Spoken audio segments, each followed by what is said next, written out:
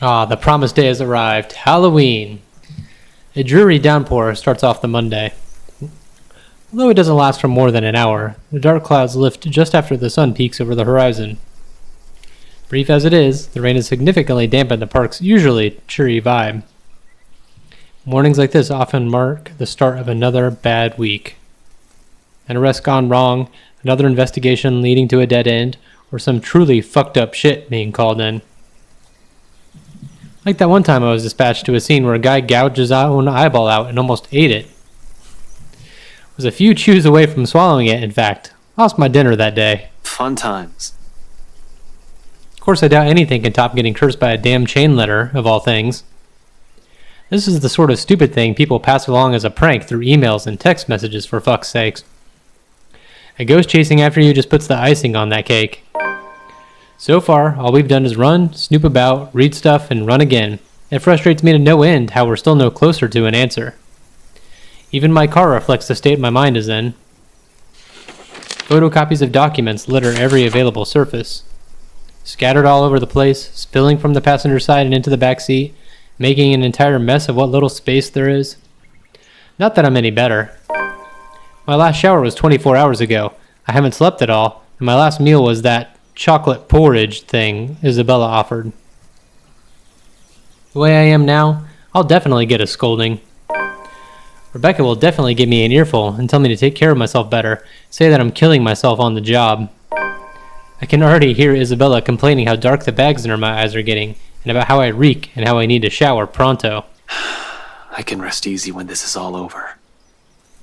It's not that I can't feel the pang of hunger. With that woman chasing after you, it's difficult not to feel anything other than horror.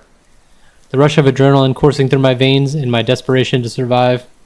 In fact, I can still sense the ghost of her touch from last night. Her bony digits wound tightly around my ankle, and that horrid smile she has on her as she pulls me closer. The memory's enough to send a shiver up my spine and make me antsy. Perhaps the only thing comforting about this is the sight of my gun nearby. From my dashboard, sunlight glints off Ophelia's surface. Normally, I keep it hidden in a compartment. Luxbourne police regulations only allow authorized people to carry firearms, and even those are limited. I do have that authorization. But I never really saw the need for its use, when the standard issue tasers are more than good enough to incapacitate anyone. Yeah, well, you don't meet any Americans on PCP. If not, I can always throw them on their back. Those judo lessons Dad forced me to get as a kid has its uses too. On a ghost, though, all those will probably yield the same result. They're all useless. I might as well use a stick. However, it's the feeling of ease I'm after, or what little of it I can gather from it. The awareness that I, at least, have something to protect myself with in case things go wrong. That I can still protect the people who are still depending on me, despite the missteps I've taken. It doesn't take the edge off, though. The feeling that your whole body has been strained far beyond its capacity. Frankly, I'm already running out of steam. Story updated, story updated, story updated. The only thing pushing me right now is knowing someone's still depending on me. The stretch is still in order, though. I've been sitting here since last night. Soon I step out of my car, closing it behind me with a thud as I take in my surroundings. The rain did wonders. The morning air feels crisper and cooler than it has ever been in days. For once, the weather seems to be taking a turn for the normal. Luxbourne normal. In the distance, beyond the buildings lining the horizon, dark clouds are blowing in. A storm might be due this evening, give or take. Thanks, Anson. A shame for the people looking forward to Halloween night, Arkham, whatever his name is. I'm not sure whether this is something I can look forward to as well. Still, I bask in the change it brings. Inhale, exhale, breathing in, taking in the peace, as if it'll be my last. But as with all good things, the quiet shortly comes to an end. Not necessarily a bad end. The chatter reaches my ears first, halting my movements. Sure enough, when I glance up, I find them, Rebecca and Isabella, just as they enter the park grounds, bag of convenience store food in hand. After last night's flight from Salemwell, we've elected to stay the night here, unsure if our own homes will be still safe. Normally, we'd all be adverse to the idea of spending the night outside like this, but panic and distress had tainted that decision. It's not like any of us has gotten an ounce of sleep anyway. On the off chance one of us did, it only lasted but a second, or it's a fitful one. But looking at them right now, from afar, it's easy to mistake them for just a group of friends on a day out. Isabella is gesturing wildly with her hands as she talks, something funny or amusing probably, because it's soon followed by Rebecca's giggles. Their voices fill the atmosphere with light air, temporarily easing off the disheartening mood. It's easy to pretend we're not knee-deep in a life or death situation the way they're acting now. Easy to forget one of us is being framed for a crime he likely didn't commit. If anything, it's only their appearance that betrays that mask. Slightly disheveled, bags under their eyes, an exhausted curve in their shoulders, and dragging footsteps. But the closer they get, the more obvious these signs are to the naked eye. Rebecca passes an energy drink my way the moment the distance allows it. Isabella hands me the other bag she's holding before seating herself on the edge of the fountain. The scent of warm food immediately wafts from the bag when I open it, carried further by a passing breeze. Whatever sweet sauce they drizzled over this pork wannabe, it smells heavenly. Hell, even the sorry-looking vegetables seem appetizing. Despite myself, without even checking exactly what this is, hunger swiftly takes over every rational thought. I dig in without waiting for them to start. Both of them appear to be of the same mind, too. Soon enough, they also start with theirs. No casual talk while we fill our empty stomachs. Exhausted as we all are, food is something we can't forego. Starvation dulls the thinking, weakens the body. If we are to survive this, we're going to have to take care of ourselves first. It's one thing Zach will likely remind me if he's here. In a matter of minutes, we're done in dumping the empty cartons on a nearby waste bin. Along with it is the shift in the mood. Back to dismal. Back to the problem at hand. The comfortable atmosphere from minutes ago was nice while it lasted. Admittedly, I miss these kinds of moments between us. We never had the chance, always busy on some project or work, the things we've taken for granted. Now we're realizing how valuable they are. With one of us gone, stuck in a jail cell. The world has an awful sense of humor. While the other one we've just had is short-lived, it's another thing I want to look forward to. If we ever free ourselves from this damn curse. I like to believe there's a way. For now, we have to focus back on the present. This. Dead people. The letter. The curse. It's not simple to bring these up, but necessary. What now? Where do we go from here? It's not a question directed at anyone in particular, but they all look to me as if my face has all the answers in the world. I used to think so, back when I was at the top of my game, and I'm still sure of everything. Now there's just uncertainty sullying whatever decision I come up with. At some point, logic has simply stopped working here, and we've started grasping at straws. Along with exhaustion, fatigue, and stress, we have enough kindling to get a fire burning. The not-so-pleasant kind of fire. Well, first, we can't just stay here. That much is obvious. But we can't just keep running like this either, Becca. Sooner or later, she'll... As if we have a choice.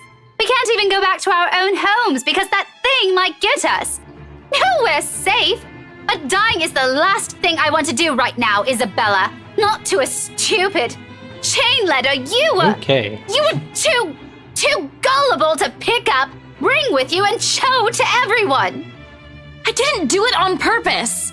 Becca, had I known, I wouldn't have... You two. Now's not really the time to be shouting at each other.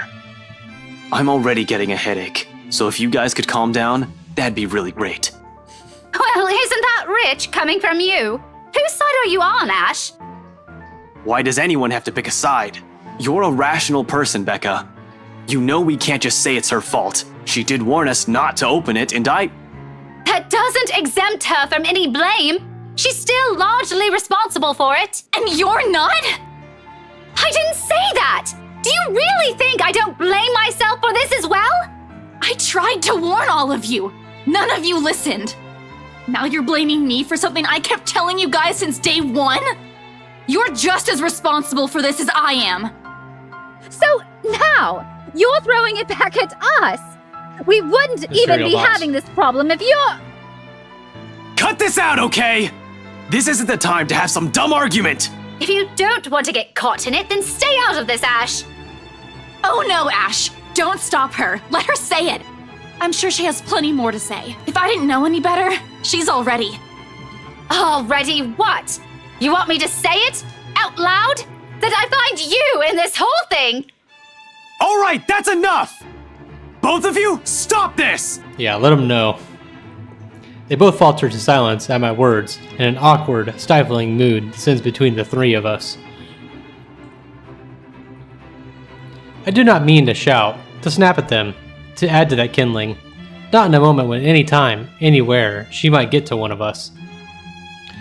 We're all in the same boat, yet here we are, playing the blame game. Little by little, we're falling apart, caving into the pressure, to the bleak situation we're trapped in. Did that ghost mean for this to happen? To divide each of us so she can pick us off one by one right after? Who knows? Anything's possible now, if her kind can exist. With the fire burning between us rising as high as it does now, I'm afraid, deathly afraid, that the possibility might come sooner than I can figure all of this out. Fuck, I still can't think straight. I can't even believe the next words coming out of my own mouth. That out of everyone, I have to be the one saying these to them. This is more their forte than mine, keeping the peace, placating everyone, while I unintentionally aggravate people with badly chosen words. Funny how fast the tables have turned after just one unfortunate incident. How am I even supposed to cope? If we all want to get out of this mess in one piece, we're gonna have to cool our heads first. Before my own temper flares, I walk away and slide back into my car. If the door slams with more force than needed, I'd like to blame it on the pent-up anger boiling up in me. I'm not even sure what or who I am angry at. The ghost? At them? Or maybe at myself for being this useless? Because despite none of them saying it, I know, goddammit. They're still counting on me. In spite of my failures, or every harsh word I've uttered, or how unbearable I can be as a friend. It's there when the tension after the argument finally breaks, and one by one, they follow me and get in the car. It's in concerned glances they shoot my way when I start the engine without a word and drive off. It's in their silence, a heavy gift, their unwavering trust. Yet, it's one I'm more than willing to carry, even through my own exhaustion, if only to keep them safe. In this city of 68,000 strangers, they're the only ones I have left. Though in all seriousness, a good rest is still our best bet for now. Thinking with an exhausted brain is almost as good as running around in circles. We might as well just throw ourselves at that ghost and be done with this.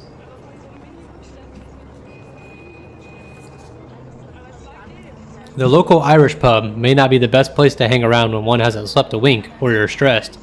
More often than not, it's loud. Sometimes the music played by drunkards grates the ears, and the whole place smells like piss on a bad day. All in all, it's the very definition of the last place I'll hang around after a wakeful night, but it's safe. Or, as safe as it can be with G's security watching the place, makes it easy to find help, in case you find yourself in a tight spot. The place being owned by a person I've implicitly placed on my trust provides some semblance of comfort too. Is he not the same dude as the, Gregor, bartender G, or just G to his regular patrons, might be rough around the edges. Sometimes a bit too gruff for a man serving drinks behind the counter, but he belongs to the good folks of the city. Is he not just the chief? If there's anyone in this place I can rely on to look after people important to me, it's probably him. He means well, surprisingly, despite his surly demeanor. Cares to some extent for people he likely only sees once or twice a week, or on a bad day. Not the best job in the world, in my opinion, but that's exactly it, isn't it?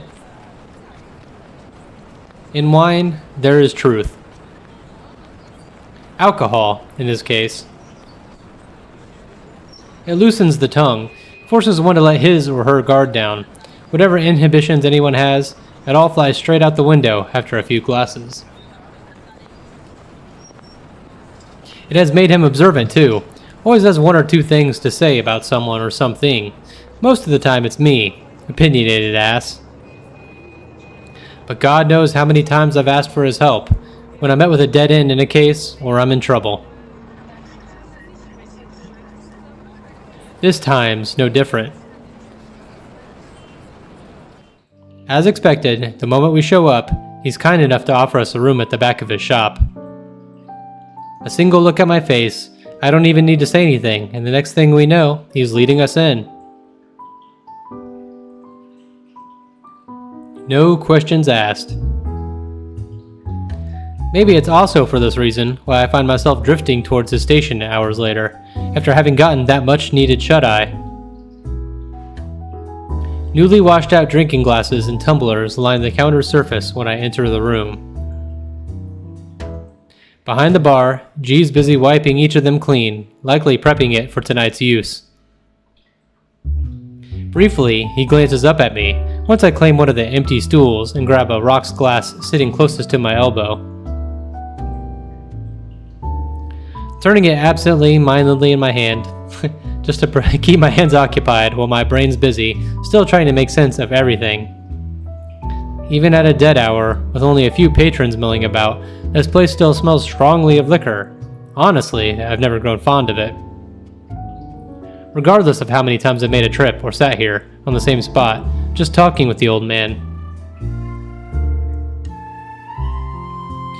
I've never been fond of drinking in the first place. Yet, oddly, it's the nasty odor of a brewery that helps clear the mind this time. Along with the lack of the establishment's usual hubbub and the occasional clinking of glasses. Even more bizarre is that, through my lack of words, G doesn't say anything. Although it's clear from the way his mouth is curved up in a tight frown that he has questions, a bucket load of it, he wisely keeps it shut. Instead, he simply focuses back on his work. Rinse, wipe, stash away, repeat. Going through the motions with such familiarity, it's almost a trance. Watching his precise movements quietly like this, with these thoughts swimming inside my head, it's easy to lose track of everything around me. One solid lead on this, one possible way to sort this out, but... will it work? Especially if my assumption's correct, and the reason that Zach was there yesterday morning was because of the curse. Something must have happened there for him to see the need to look into it and break inside that place. But what if the couple has fallen victim to the curse?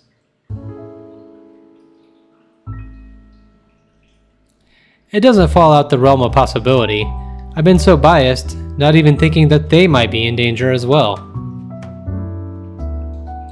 But during the open house with Isabella, they might have seen the letter and... fuck. Stupid, stupid, stupid. Some fucking detective I am. That's likely the moment when Cooper saw it. If the logic holds, I need to hurry there right away. And if there are answers anywhere, it would be there. It should be there, where all of this fucking mess started. It's not only my life on the line here. There are others. What happened to us, I won't wish on anyone else, no matter how much I loathe them. Or how complicated all this has suddenly become. The letter. The woman. The mansion. And now there are these voices lacing venom inside every crevice in my head. Murmurs that jeer, scoff, and deride whenever an opportunity presents itself. It's because you didn't listen. It's all your fault. Why won't you believe me? A reminder of what I failed to do, and of who I failed. At some point, they all began to blur together, twining and cooling, I guess. Every horrid image and memory of her seeking the forefront of my mind. No matter how much I refuse to remember the fear I felt then, to push it as far back as I can, the visions come to me like a deluge. And before I know it, before I can drown, another voice pulls me out of it. You doing good there, boy? His hand on my shoulders, gripping it tightly and giving me a light shake. There's relief in his face when I finally look up at him, although his frown appears more distinct than the concern in his eyes. It's deeper now, marred with worry and agitation. He does let go when I offer him a small nod, but the furrow between his eyebrows never leaves his face. He always has a knack for reading people, after all, even someone who can be as closed off or distant like me. And all the times I spent in the Force, there's only one other person who's as keen as this is the old guy, the Chief. He just puts on a fake mustache! Funny, and weird to some degree. I've pointed out so many times to him before how much they look alike, only for the observation to be brushed off with a vehement tone. I've never brought it up again after the third time, out of respect for the guy. Whatever it is, it's clear something he doesn't want to talk about.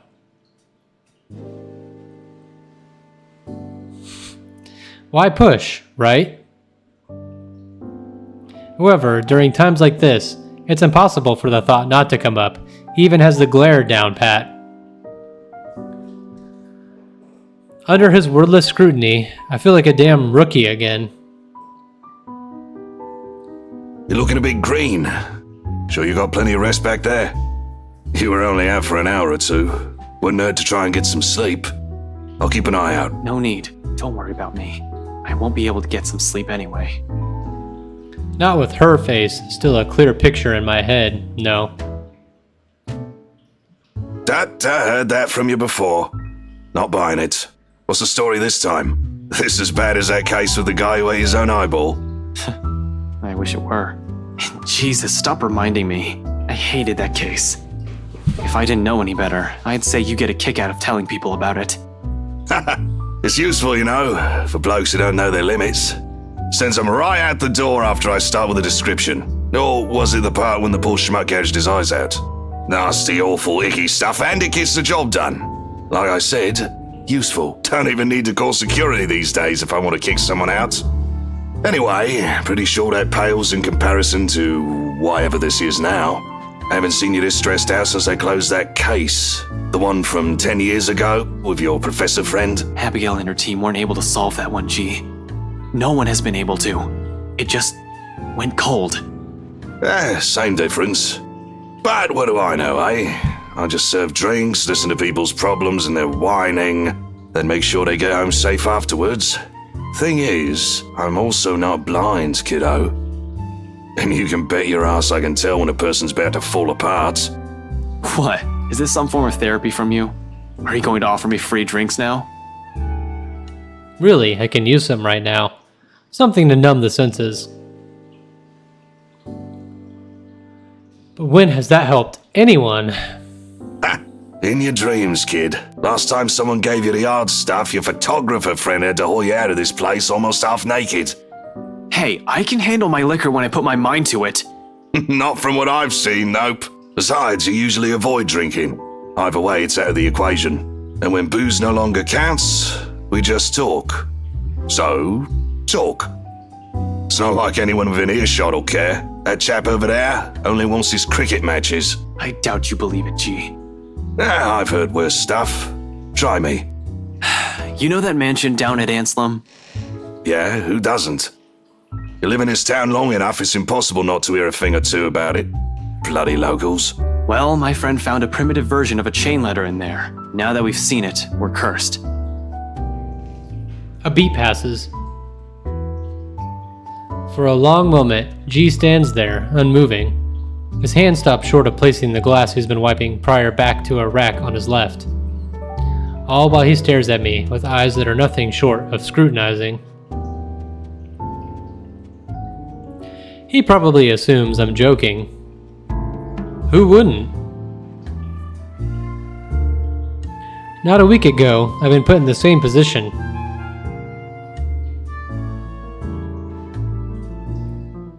Even now, in spite of the things I've seen and heard, it simply won't sink in.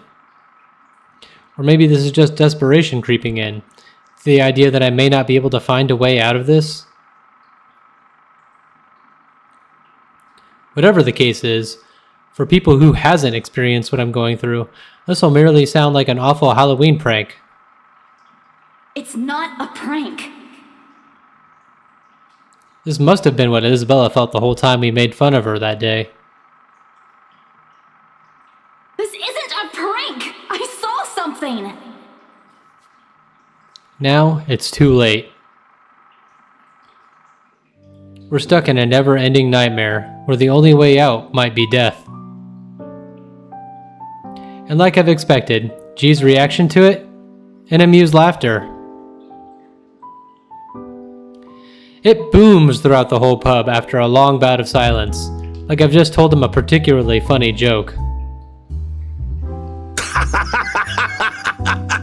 Okay. Good one, kid. You don't want to spill. No one's forcing you. Seriously, though. Good one. Although I want to be angry with him, I can't find it in myself. Can't even muster the energy for a scowl or a glare. Nothing but a taste of my own medicine to temper the annoyance bubbling up in me, I suppose. In the end, echoing her words is the best I can do. It's not a joke. Yeah, all right, good luck with that. You're on your own. Here I thought you didn't have an ounce of humor in that body. Guess I'm wrong. He shakes his head, lets out another chuckle before returning to his task. By now, almost half of the glasses have been put away. The only ones remaining are the smaller kind, used for shots, and stemmed ones for cocktails. Despite being busy with his task, his amusement does not entirely disappear from his face. He keeps talking as if I'm simply another customer he entertains with his stories. But we both know it's more than that. It's the wistful expression on him says anything. Man, can't believe you're the same rookie who walked in here almost a decade ago. Too smart for his own good, that boy. Has always been 2 steps ahead of things.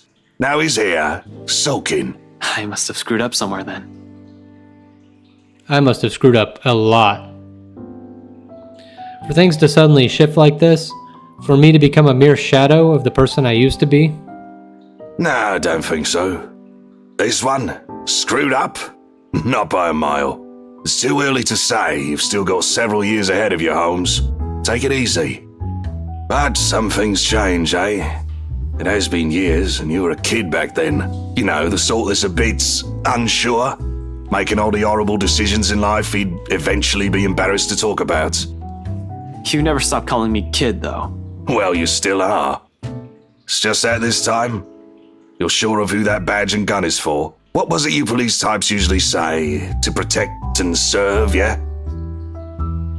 A significant pause follows at its heels.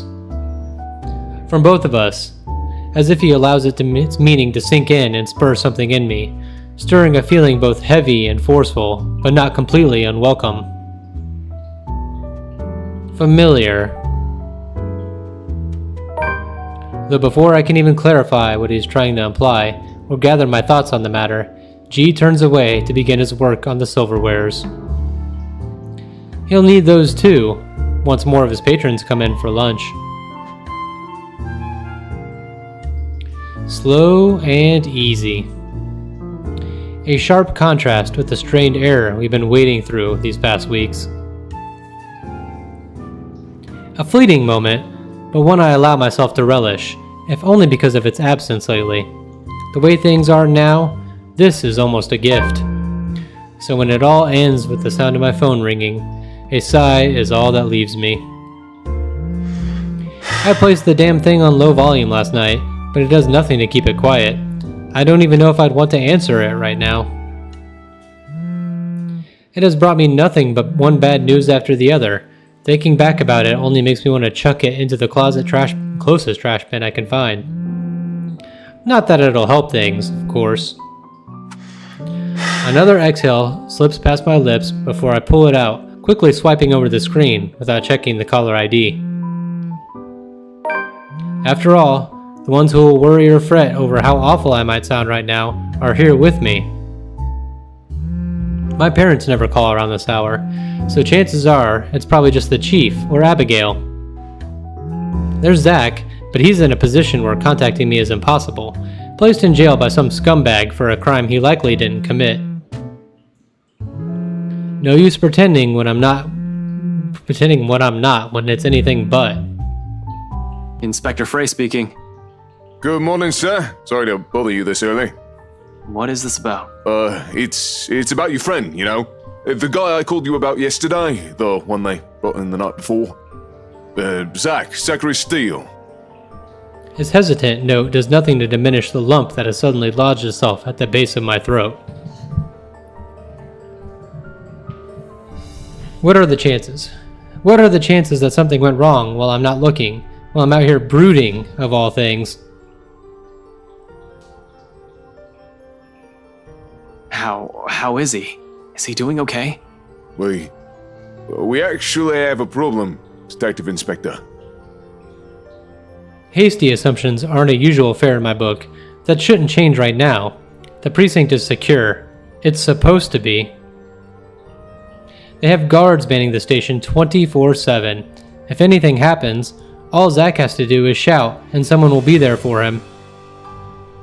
Even if it's a phantom going after him, he should be safe there. He should have been. Yet, none of those reassurances will allay my suspicions, and whatever little thread of hope I'm hanging onto frays slowly as each second of silence passes us by. An expectation so weak, faint, I might as well just let it go and prepare myself for the worst. It's a feeble attempt at optimism that I will never get used to. This is out of my depth. This isn't my forte. Zach's maybe. Rebecca's too. Never mine. Hell, this is the kind of mood Isabella has always unknowingly brought with her. What her eyes often conveyed, what I've often found myself searching in her whenever I look to them. But no matter how many times I repeat any words of comfort or calming images inside my head, the hollow chill at the base of my stomach refuses to ease.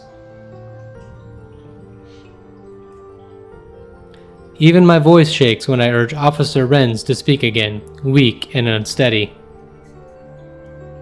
The only thing keeping me from stumbling when I abruptly stand is the counter's solid support beside me, the flat of my hand braced against it for leverage. Officer Renz. Renz, right? What happened? You're supposed to keep an eye on him, yeah? It's protocol. Your friend, sir, he's... I think it'd be better if you just saw it yourself, sir. This isn't something you should be hearing over the phone. Chief Inspector Lee wants you to report in as well. It's about the case Luke Wright filed yesterday and... The rest never registers. Rather, my brain refuses to acknowledge any of it, not even the possibility that this might just be a terrible joke. All I can think of now is the suffocating dread and the piercing noise, white and deafening, ringing in my ears despite the bar's morning hush. There is only Zach.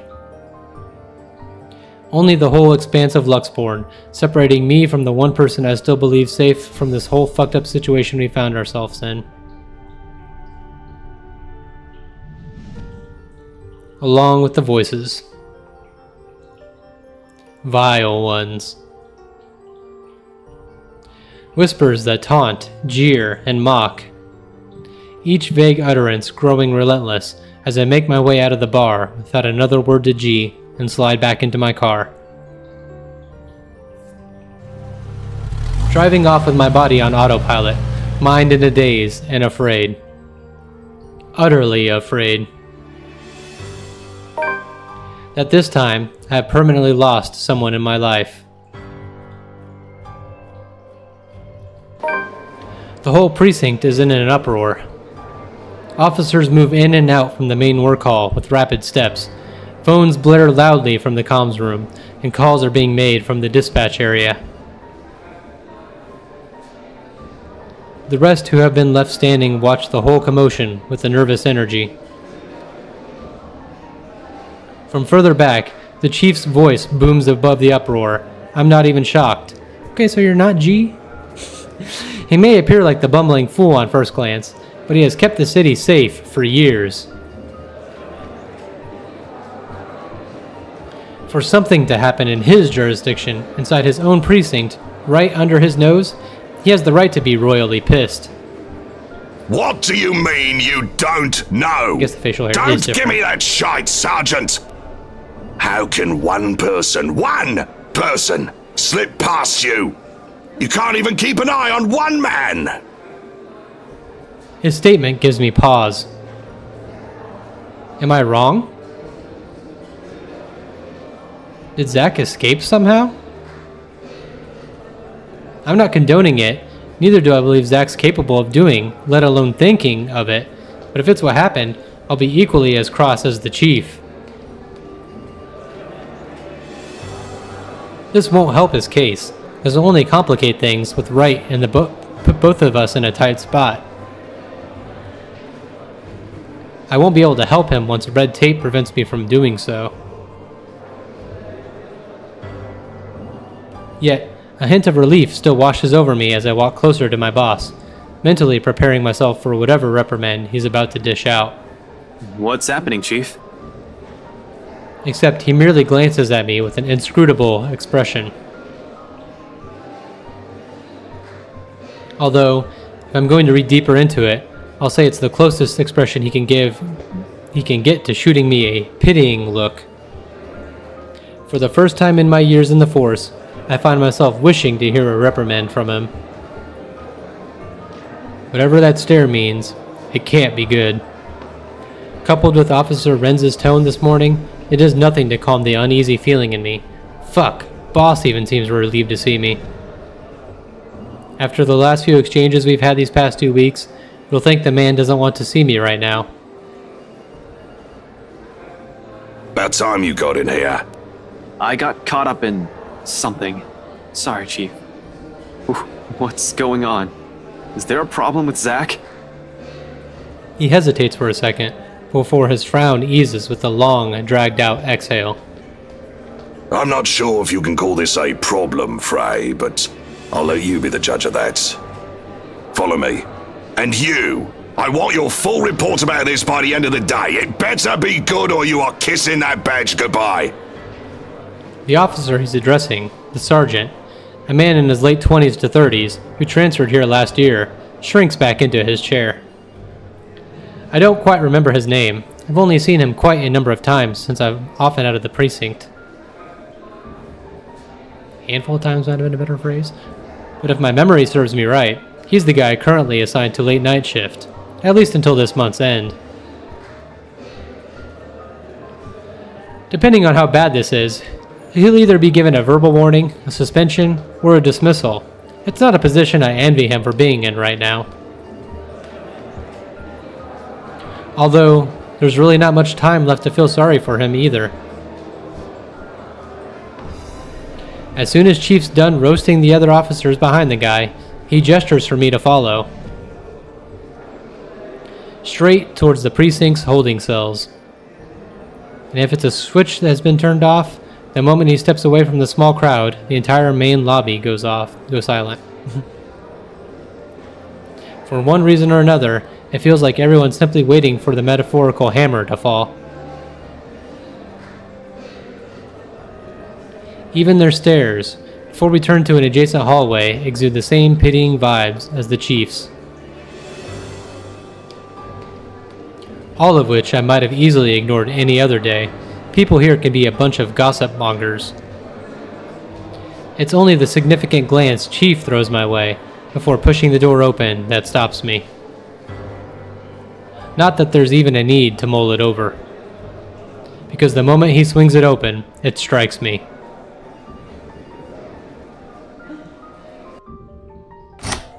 A sharp, dry, metallic scent. I've already grown familiar with it over the years. It's another one of those things you'll have to get used to once they start handing you the homicide cases. Now, just a whiff of it tells me enough to gauge the severity of the situation. This isn't the festering smell you get when someone in the room has a flesh wound. It lingers far too much in the air, hangs far too heavily, even where I stand. No.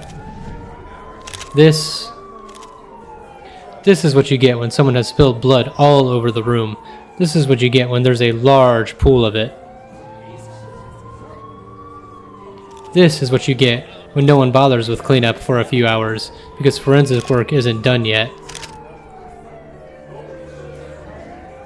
This is what you get when there's most certainly a dead body somewhere. I don't want to think of the who yet. There are simply too many possibilities, too many variables unaccounted for here to form a single conclusion.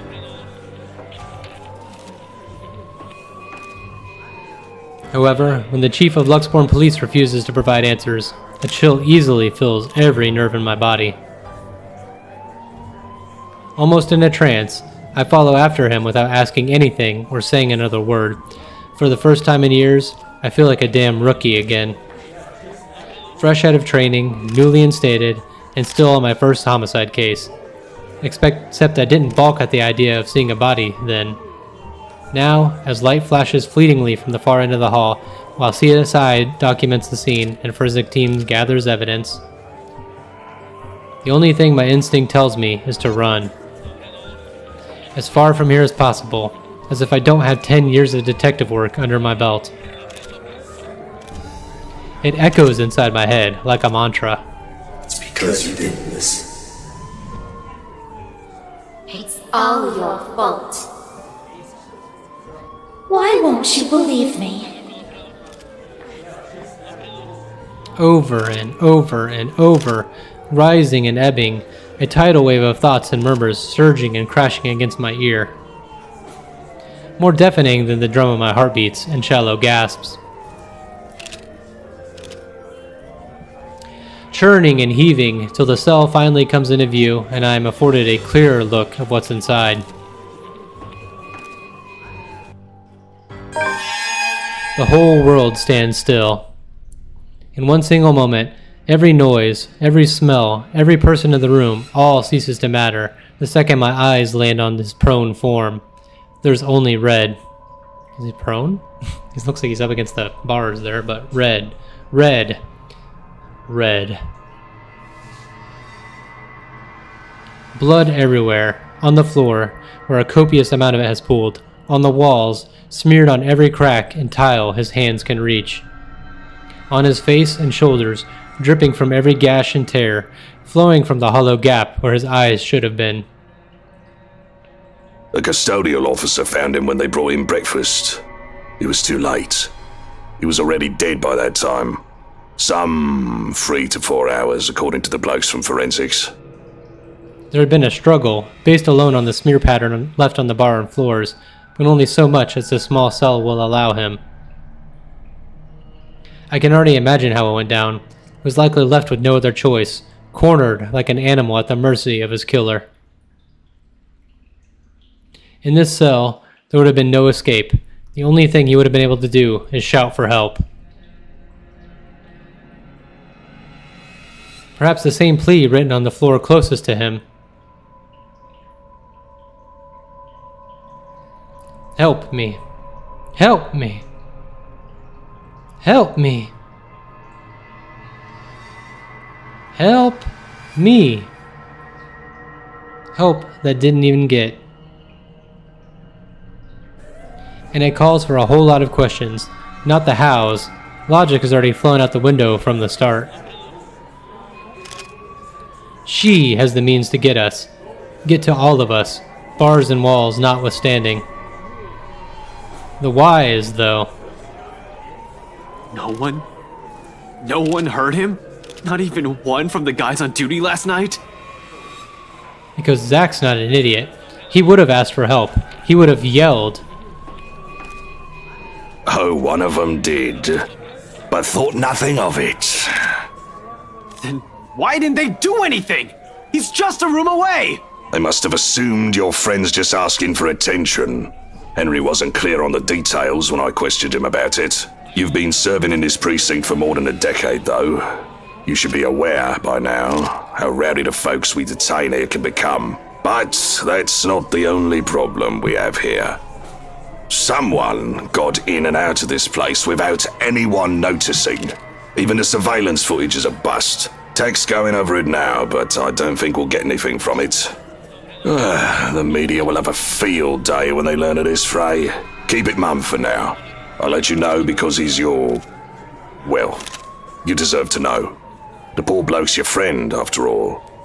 I just don't want the Commissioner hearing of this before I can tell him anything. Or at least, until we've figured out how the butcher got in. You think this is an inside job? What else can it be? It's either that or we have a damn good criminal mastermind walking this city. Really, I want to say something. I want to tell him that this isn't what he's thinking.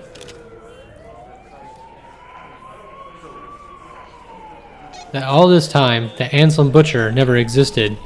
This is a curse the people of this city has been laughing up for centuries. The way things are going, we'll simply find ourselves at a dead end. Chances are, they'll just have to find an innocent chap to blame for everything, like Wright with what Wright did to Zach. A scapegoat for things they can't explain. But how am I supposed to tell anyone, let alone get them to believe my words? I'll sound like an idiot. They'll likely brush me off the same way I've done with Isabella's warnings. In the end, clenching my fists at my sides and gritting my teeth is all I'm able to do. Zach's lifeless face stares back at me, and accusations in them, sharp and searing.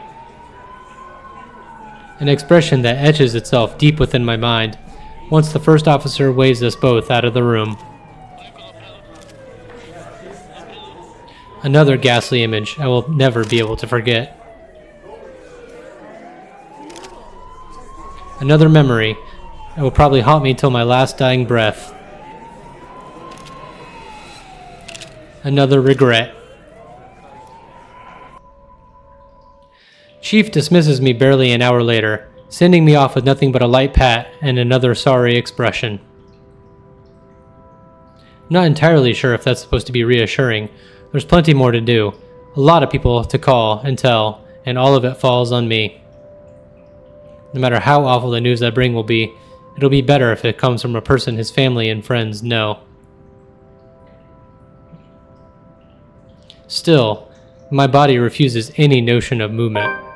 The thought of telling Rebecca and Isabella about this, it will both upset them, yeah, to say it lightly. I don't even want to imagine what his grandparents will say. They're good, kind, warm-hearted people who have given me another family, even without me asking for it.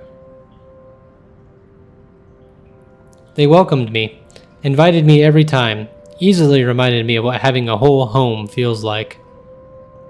I thought I've already forgotten it. Zach's older sister will definitely show up in my apartment though, ring my doorbell, and punch me as soon as I open the door, just like last time.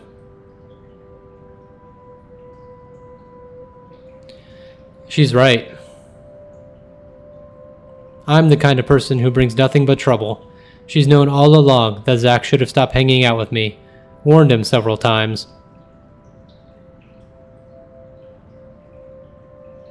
Zach has often laughed her concerns off. I used to think it's because he enjoys the friendship as much as I do, despite a huge part of it going unspoken between us throughout the years. Now he's dead. I thought I had more time. I thought he'd be safe. I acted too late. And in the deafening silence of my car, the only thing I am able to do is close my eyes, rest my forehead against the cold surface of the steering wheel, and scream.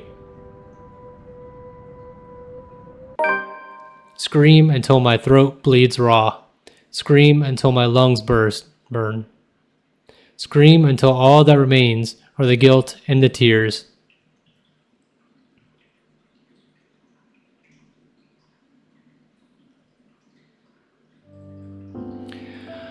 The sun hangs lower when I drive back to the pub and drag myself inside, still too unsure how to break the news. Around this time, the patrons usually start to trickle into the main lounge until it reaches a peak around midnight. Today, however, it remains thin. But considering what day it isn't too worrisome for the kind of business G runs. He has always complained about the lack of decent crowd on week start, although he doesn't really begrudge his customers for it. No one wants to start the week with a bad case of hangover, after all. Even him. Which makes the concerned look he gives me come off a bit too odd.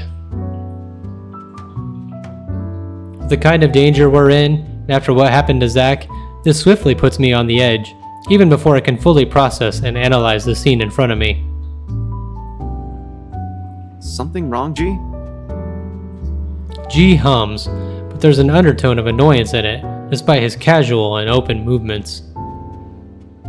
And only after he finishes wiping a tumbler and carefully settles it face down on the table does he give me an answer. The way he stares back at me honestly makes me squirm.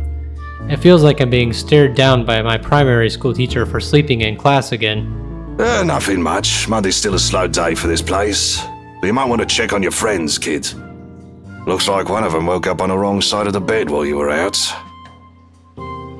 Another question forms in my head, along with a small, confused frown.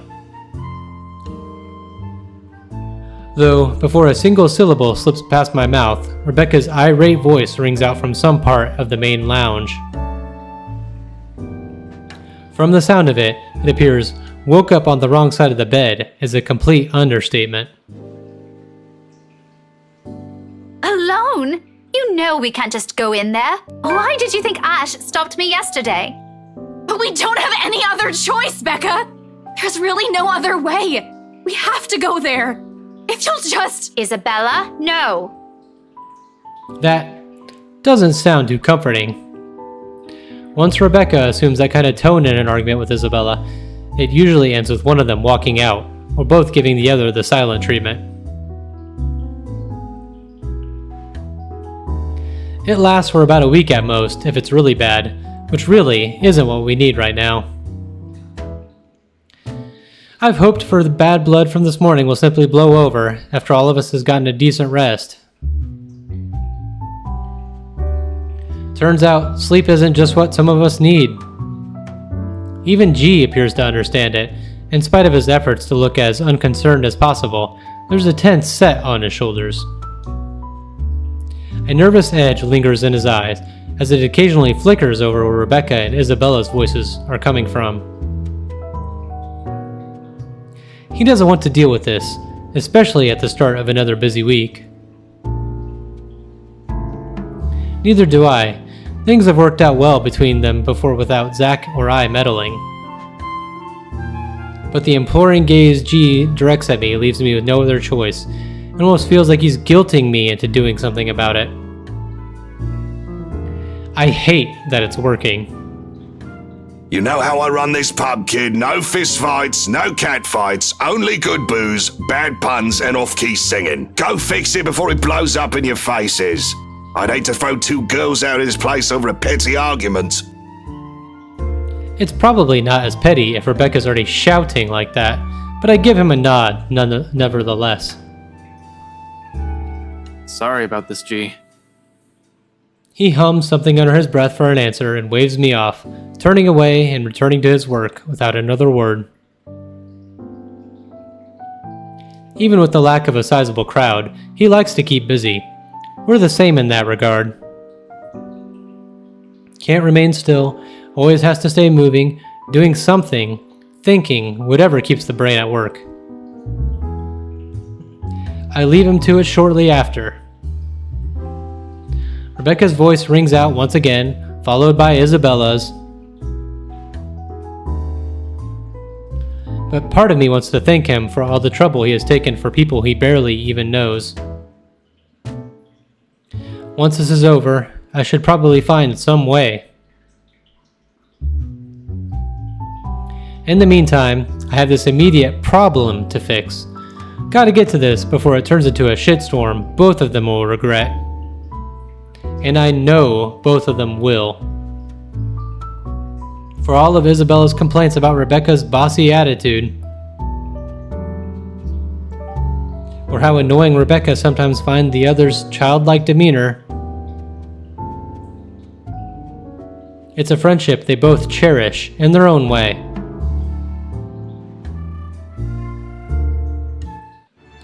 Rebecca's already on her feet when I spot them in an almost deserted area of the pub. I'm willing to bet my entire life savings that people are staying away only because of the brewing storm. Rebecca can have quite the mood when she's crossed. I can't speak for Isabella, I rarely ever see her seething, but from what I've seen yesterday, I don't think I ever want to be at the messy end of it.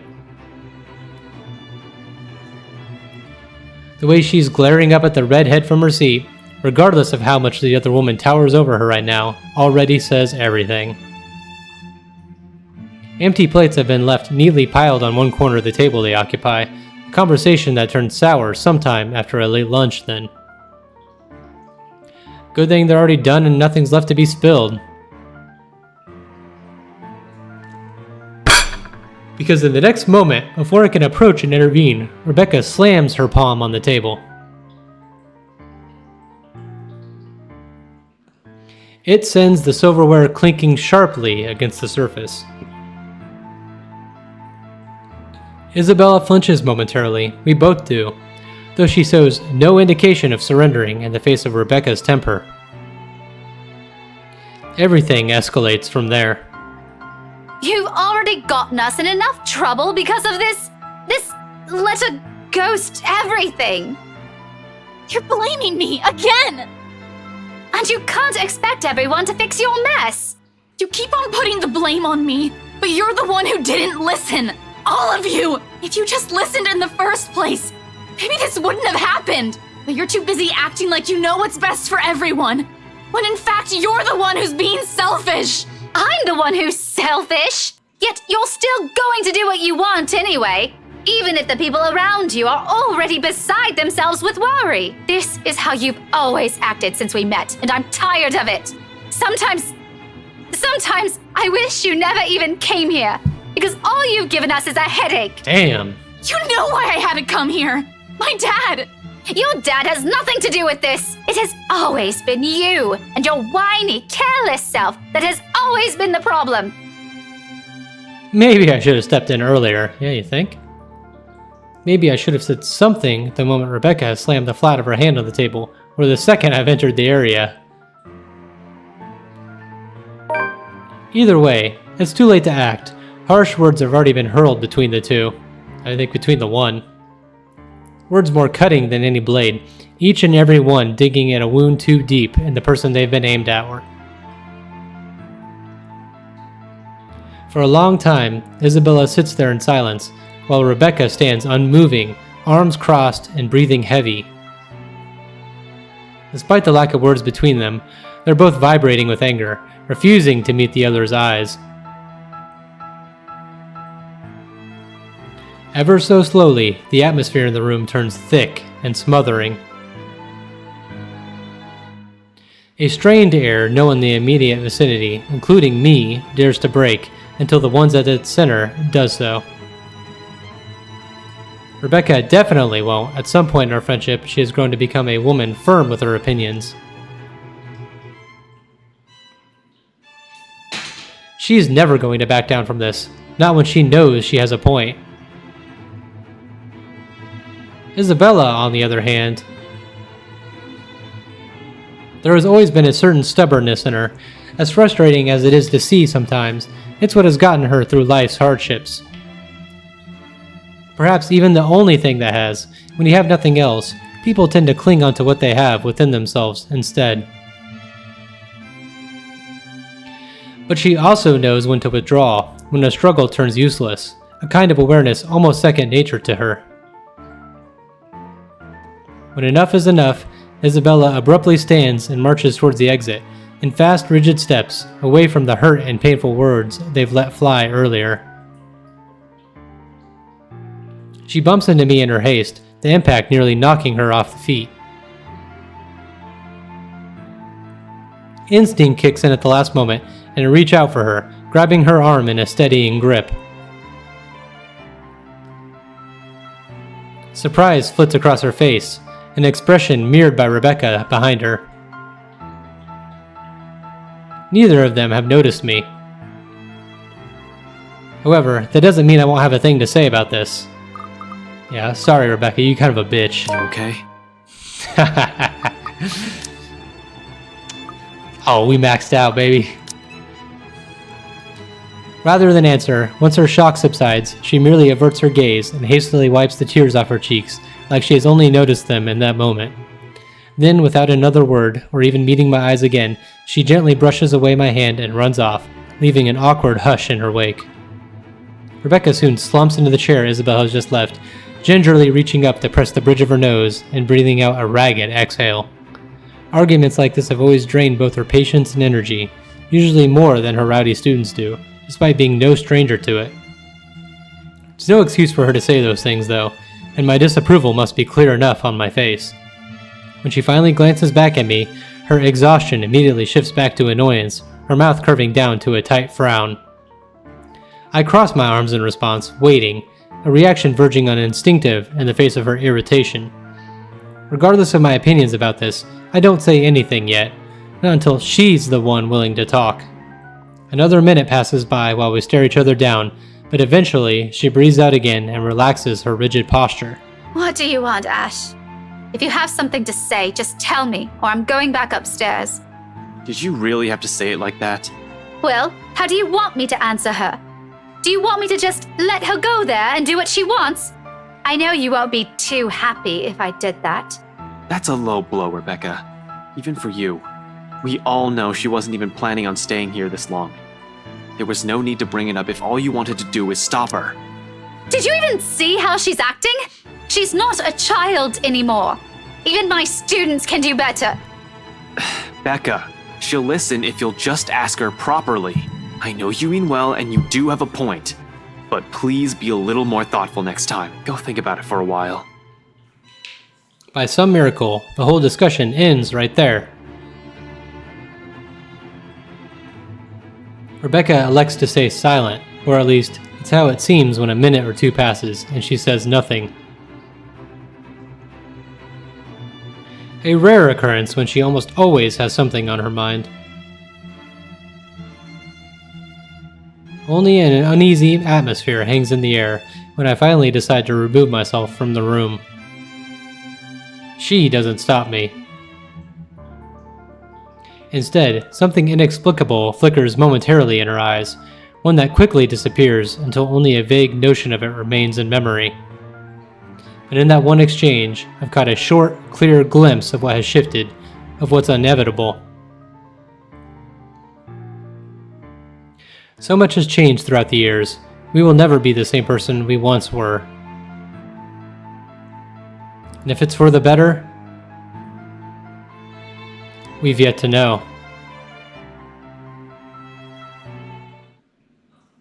A lull has descended in the main lounge once I'd return.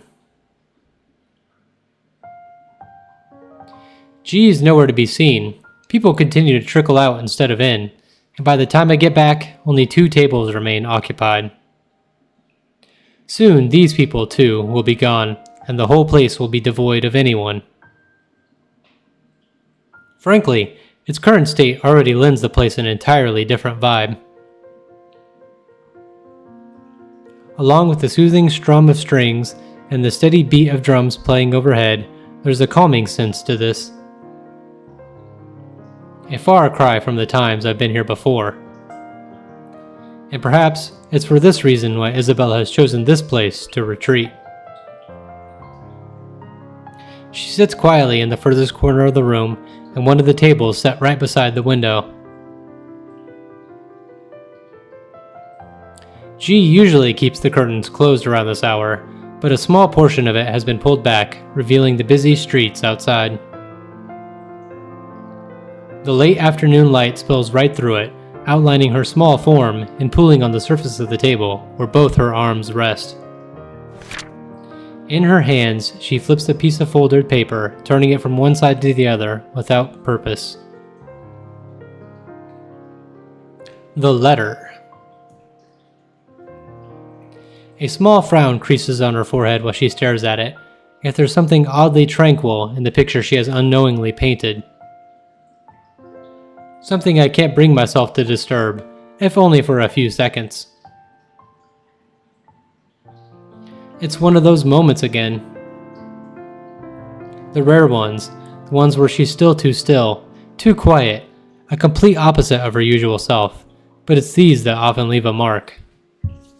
Not her cheery disposition or her lively attitude, but these short, few seconds of wordless silence, when the softest sighs and the slightest movements sing louder. The smallest minuscule things that tell you about the person and her strength more than any words can express. It's these that carve a vivid memory, no matter how brief it lasts. She glares at me, annoyed, and just like that, all of it melts away. Gone is the stillness, replaced quickly by the teasing and friendly jibes. Back again to what we're used to, what's easy, what's familiar, where every truth we hope to convey regrettably goes unsaid between us. You're going to destroy an important piece of evidence if you keep doing that, Belle. But she's far from angry. A bit upset, maybe. Who wouldn't be? Well, I do agree with Rebecca. Her words still hit below the belt. Regardless, Isabella doesn't seem like she'll start shouting at me, at least compared to every other people I've aggravated, intentional or otherwise. Some light talk may just do the trick and coax her out of this mood. Come on. If you keep staring at the table like that, you're going to bore a hole on it. I really don't want to OG a new table. He'll pick the most expensive one and leave me begging on the streets. She levels a quick glance at me, her expression dry and impassive enough to drain every color out of the room. It's as if I've just told her a terrible joke, and she's expecting there will be more of it. Really now. She needs to give me more credit than that. My jokes are funny when I want them to be. And I really don't care. I'd even take pictures and post them online. Go away, Ash.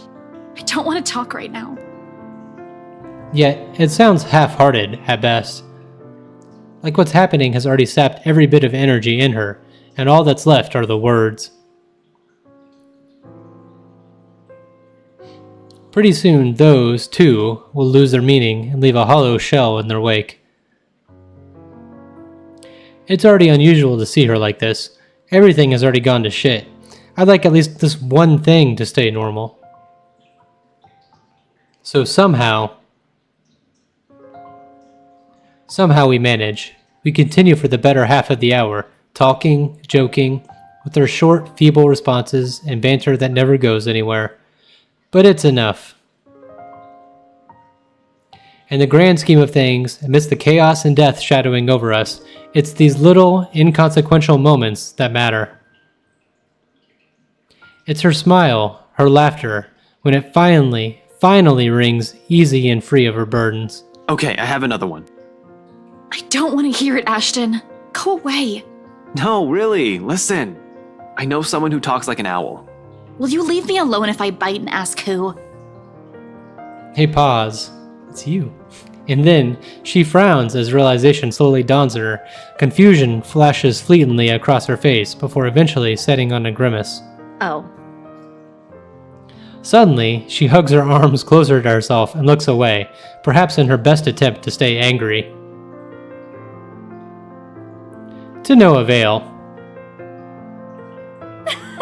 In a matter of seconds, her shoulders shake with laughter she's trying to contain. You're awful and I really hate you! Just leave! It's contagious, her mirth. Soon, I'm joining her in it, briefly forgetting every problem that has piled up and continues to weigh down on us.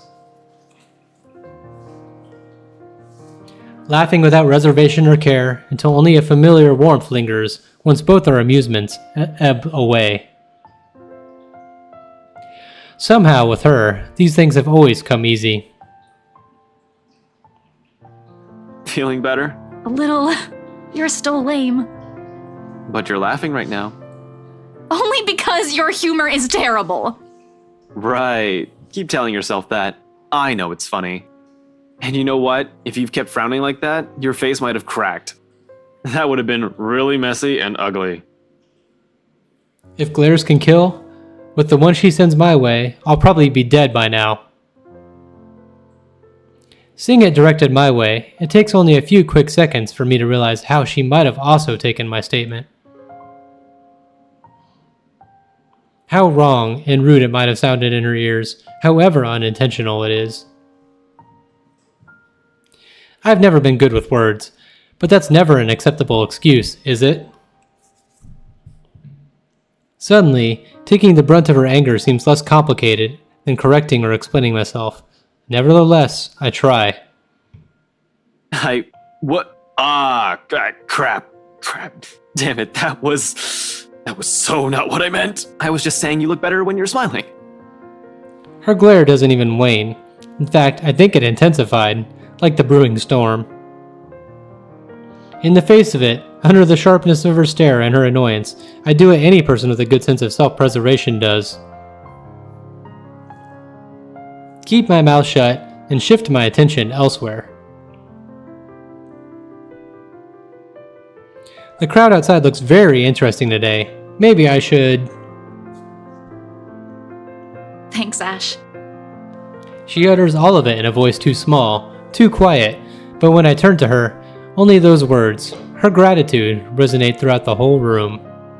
Not the soft clinking of silverware somewhere, nor the last strains of music fading into the silence above us. Instead, it's the meaning behind her gaze, as she holds mine, that lingers. Steady, unflinching, and open, in the same way she looked at me all those years ago, with bright eyes and an expression softening into a tender smile. I didn't understand it then. How easy it is for her to wear her heart on her sleeve, how she never shies away from expressing herself, even among people she barely knows. How can she go through everything without losing herself? Now it's among the hundreds, the thousands that hang unspoken between us, trivial little things with worth still too big to put into words. Either because it's too early, or because there's never really a proper time. For now, though, this'll do. Until the moment itself dwindles. Until reality pulls us back in, reminding us of the things we've set aside in its favor. Isabella, about what happened with Rebecca earlier. She didn't have to say that. A small frown returns to her face. Although it lacks the same anger from before, the bitterness stays. And you don't have to apologize for her. If she wants to say sorry, she has to do it herself. She has a point, though. Isabella freezes. In an instant, the pleasant air around us dissipates. She shifts her attention back to her hands again, both clenched so tightly that her knuckles visibly pale. I know, Ash. I just thought... I just thought we'd find something in there. That if I go back, we'll get the answers we need. I found the letter there, so maybe, right? It's not that I don't agree with her. Hell, I've been considering the same thing. It's the only lead we have, after all. But Rebecca also has a point I will always agree with, no matter how desperate I am. It's not going to be a simple walk in the park. Who knows what we might find in there? If she comes with me, I won't be able to guarantee her safety. She'll be in even greater danger. Hence, alone.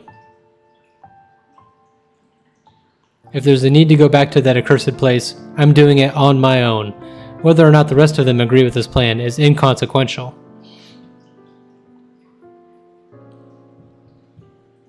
Their well-being is my top priority, and I'm not just about to drag them in there with me. So, I tell her as much, despite the determination and desperation in her eyes. Anything to keep her safe.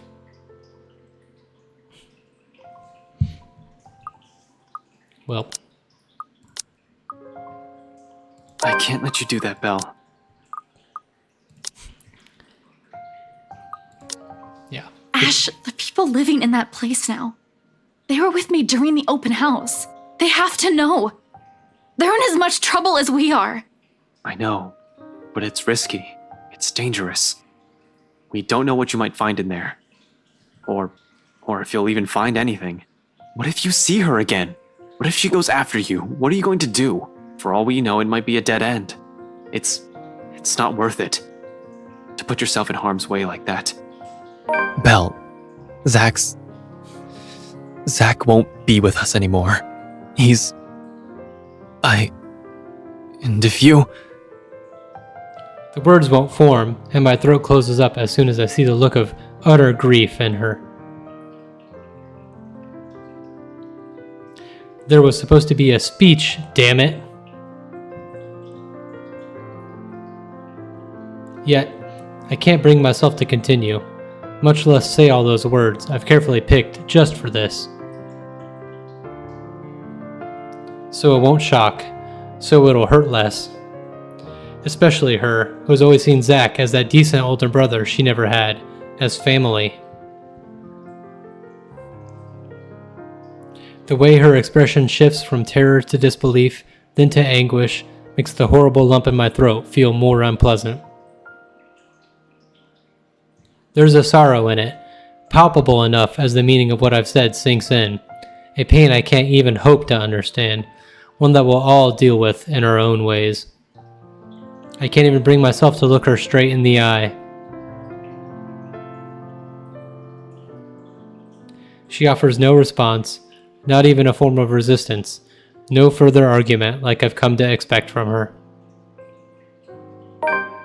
She doesn't even shed a single tear. Uncharacteristic. Just a silence that stretches far too thin, till the air in the whole room grows heavy. In front of her, her hands still stay curled up, like it's holding onto everything she wishes to say, but can't. I like to think that, yes, to some extent she understands, even if she does not entirely agree with me, that the dilemma is clear in her. Otherwise, her scowl wouldn't have a deeper set to it, her lips wouldn't be pressed in a thin line, or her hands would no longer be balled into fists. She would have pushed that argument, if she doesn't, and I know she has no lack of things to say. Instead, she simply offers a nod, an acquiesce. And in the moment of boldness, perhaps insolence, I reach out for her, taking her clenched fists in mine and drawing them closer to me. She sucks in a deep breath, soft and sharp, but doesn't say anything, merely watching as both my hands cradle hers. Cautious, mindful, as if it's the most precious thing I've held. Then again, maybe it is. Along with everything I've yet to convey. Stop that. Surprisingly, although the gesture has startled her, she yields, allows a touch that is far too familiar and more than what I'm willing to give most. You're going to hurt yourself if you keep doing that. Gently, I unfurl her fingers, flattening out each digit against my palms. Her nails have already created small dents on her skin from how tightly she has held it close. A little more and she would have drawn blood. Deep as it is, smoothing a thumb over the tiny marks does nothing.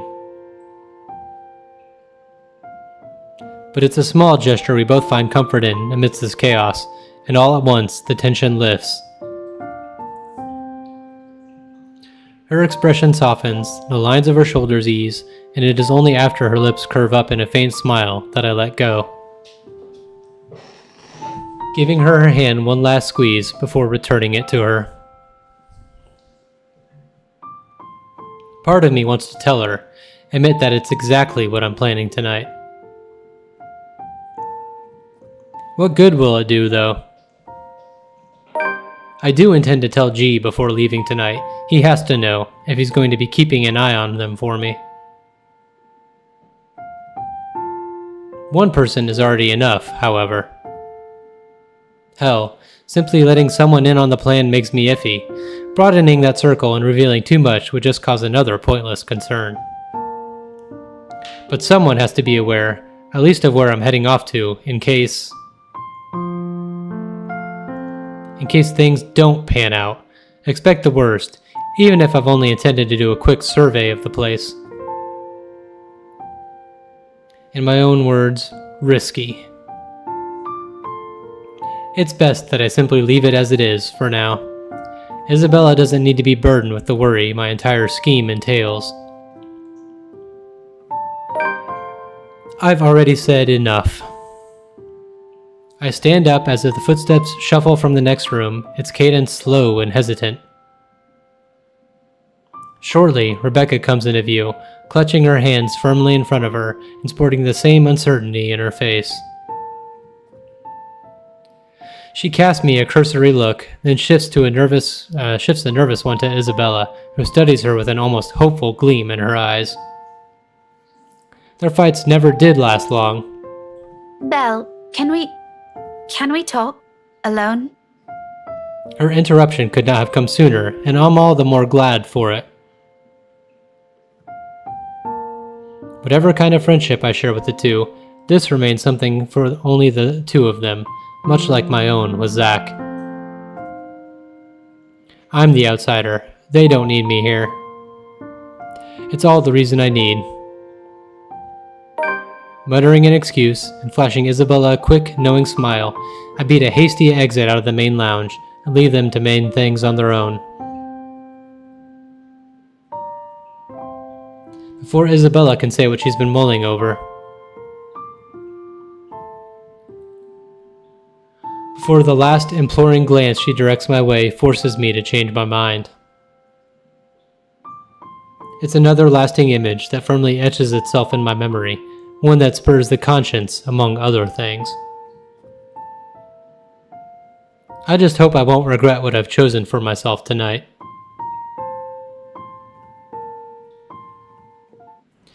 Galway Shaw's Monday night crowd, although small and barely occupies a quarter of the whole pub, provides ample enough cover for anyone who wishes to leave the place unnoticed.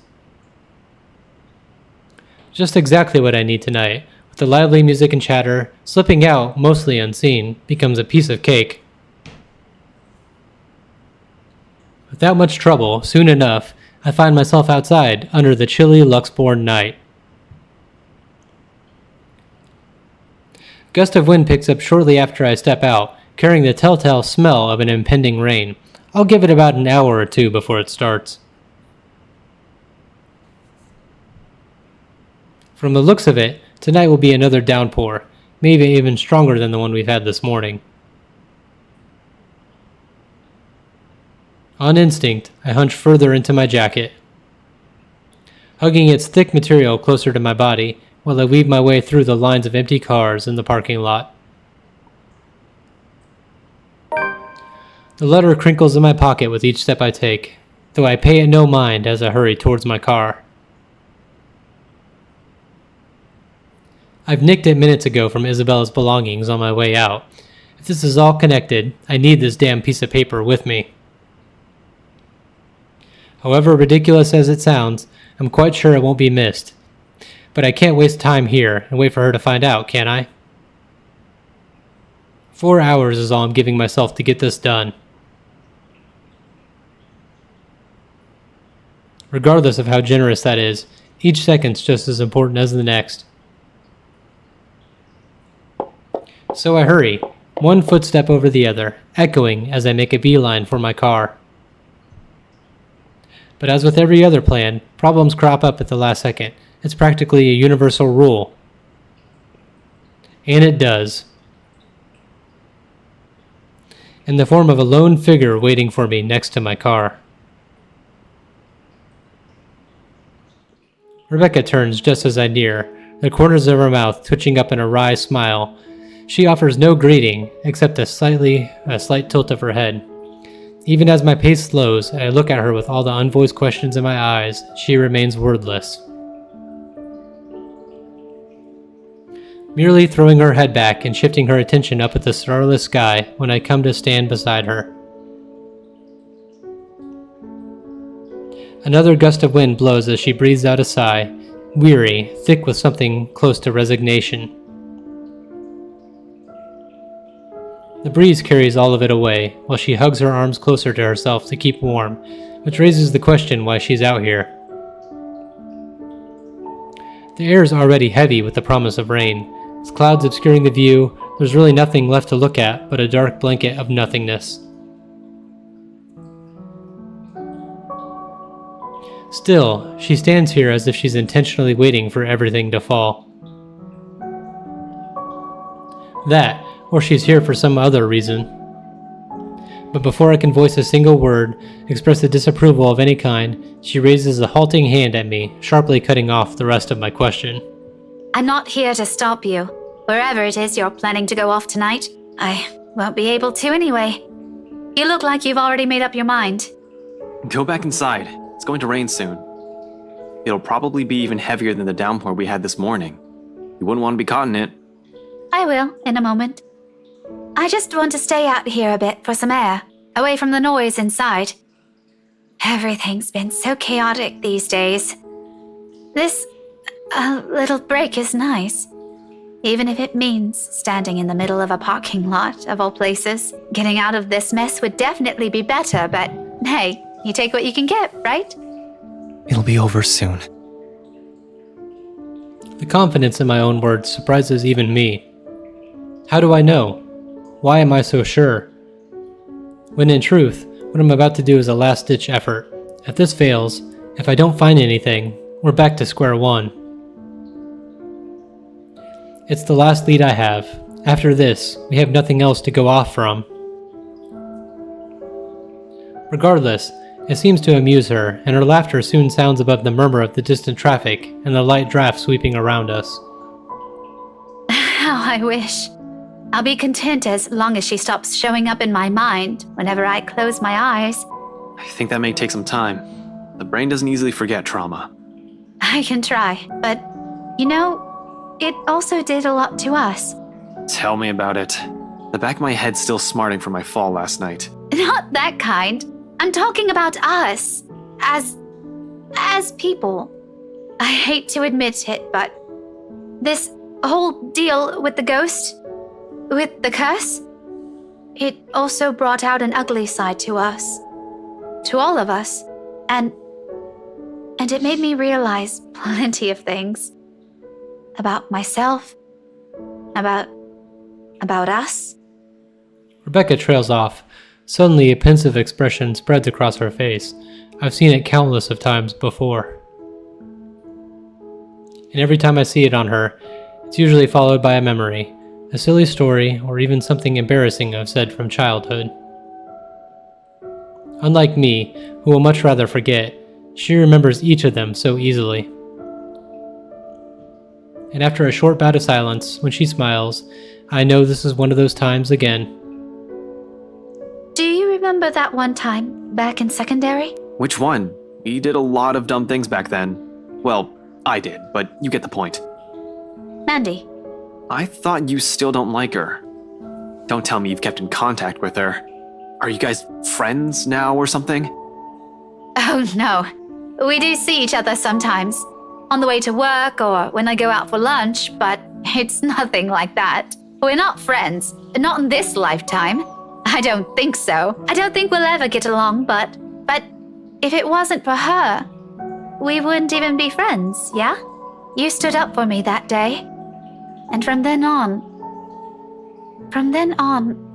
things have changed. She makes it sound like I'm some sort of hero. Mandy was in the wrong. Of course I'll defend her. No one's going to stand up for her. Who else will? Chances are, it would have escalated, and who knows? Maybe she would have stopped going to school or transferred. Any decent human being with an ounce of sense should know better. I acted because I know what I'm doing is right. It's as simple as that. Yet she smiles as if it's worth more than that, a fondness that goes beyond nostalgia. I guess what I'm trying to get at is, this time I don't want this to go unsaid. You know, just in case something happens. Ash, I've always been in love with you. She says it so plainly, holding my gaze and in a voice too frank that her admission stuns me into silence. Like the wind has suddenly been knocked out of me in one fell swoop. No words will form, not even a single coherent thought, as the meaning of her words bear down on me. Nevertheless, she continues, desperate to express everything she has kept to herself all these years. This is what the fondness is.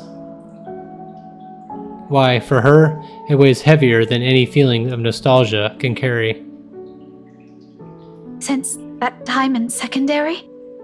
Since I made that promise to never leave, I've always truly loved you.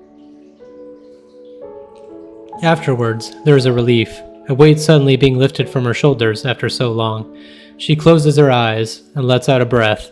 When she looks back at me, though, there's nothing but hope in them, eyes that are searching for an answer. Facing the sincerity behind her words, I find myself grasping, scrambling for the words. Because as much as this pains me to admit, I can't give her the same affections she's asking from me. We might have spent so many years alongside each other. Hell, we practically grew up together. But that never automatically means I'll ever hold her feelings for her. That goes beyond the boundaries of friendship. I do appreciate her presence in my life. I'm more than glad that she has stuck with me, even through the toughest moments. Even when she finds me difficult or aggravating. However, it's really all there is to it. She's a close, important friend to me, but nothing more. Damn, this is kind of hard to deal with. Rebecca, I'm... Wish I didn't have to be here. I draw in a breath, ragged, unsure. Uncertain how and which words to put together, so it will hurt less, so the wounds they leave won't be as deep or scar. But before I can even string two phrases together, she lifts a hand to my mouth and silences me. A smile is on her face, kinder than every single one I've seen from her so far. It's nice to see it on her. It suits her more than the glares or the frowns. But at the same time, it only serves to baffle me. You don't have to answer me. Yeah, but you should... I should... No, I mean, you don't need to. Okay, now I'm really confused. One moment you're saying you've been in love with me since secondary, now you're telling me to shut up? If you want to interpret it like that, all right. No, really. Some explanation would be nice, Becca. Because a lot of things are going on right now, and I'm afraid I can't catch up. especially with this curveball you just threw. It means what it means, Ashton. You don't need to answer me. I don't really need to hear it anymore. It's not that I don't want to. Believe me, if I were the same person I was before this whole thing happened to us, I'd be elated, excited even. But like I said, I also realized some things. Understood myself more. Ash, I did love you. Ever since we were kids, all those times you defended me from bullies. I don't think that's going to change anytime soon, even after this. But at the end of the day, once you take a closer look at everything, it also turned me into a really selfish person.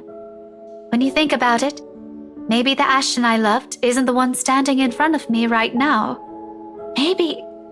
Maybe all this time, I'm still clinging on to that aloof kid I met 17 years ago. I didn't even consider that you have a mind of your own. That one day, it won't just be the two of us. That you'll find someone else and it won't be me. I'm sorry, Becca. I'm not even sure what I'm apologizing for. That I can't return her feelings? Or because I'm somehow holding myself responsible for this? Even up until now, I have had no idea how she felt. Regardless, she continues to smile through all of it. It's not your fault. Don't say that. I'm the one who should apologize. Since I suddenly sprung this up on you when you have other things to do, I just thought I should let you know, so I can finally let this whole thing go. One question though. Are you going to tell her?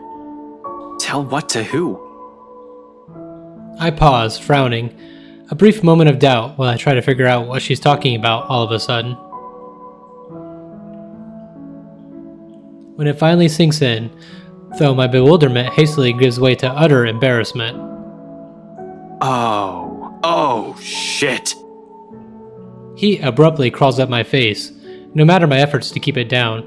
In the end, I can only look away from her, afraid of what else she'll see in it. Did you really think no one would notice? Was it that obvious? It was surprisingly easy to tell, but that was probably because I've known you longer than anyone. Fuck, who else knows? I think Zach suspects. Shit. You're embarrassingly lame when you're trying too hard. It's almost painful to watch. Guess it's not a problem Don't anymore. worry. With your terrible way of flirting, and knowing her, I'm quite sure Belle has no idea, even now. Not even a clue. Harsh, Rebecca. Really harsh. I could use a vote of confidence, you know. She laughs, loud, the kind that's free of any burden, ringing above the wind, slowly picking up as the storm clouds approach. With it, however, the awkward atmosphere lifts at last. There's only that camaraderie we've shared since meeting in that classroom 17 years ago. I'm serious, though. Tell her. And if you ever make her cry, I'll hit you with every damn history book I have on my shelf. Clear? Noted, ma'am. Anyway, thanks for hearing me out. I won't keep you long. I know you have things to do. Just promise me you'll be careful, all right? She doesn't wait for an answer. Instead, she gives me a push, with a force only heavy enough to throw me off balance. Caught unaware by the gesture for a few moments, I fight for purchase against my car's trunk, bracing my hand on its smooth surface. When I look up with a string of reprimands ready at the tip of my tongue, Rebecca's already halfway through the parking lot. There's a small skip in her steps, while the breeze carries the light tune she's whistling. On a whim, I let its notes be the last thing I commit to memory before slipping inside my car and driving off. It sounds like a new beginning more than anything. Another reason to be optimistic.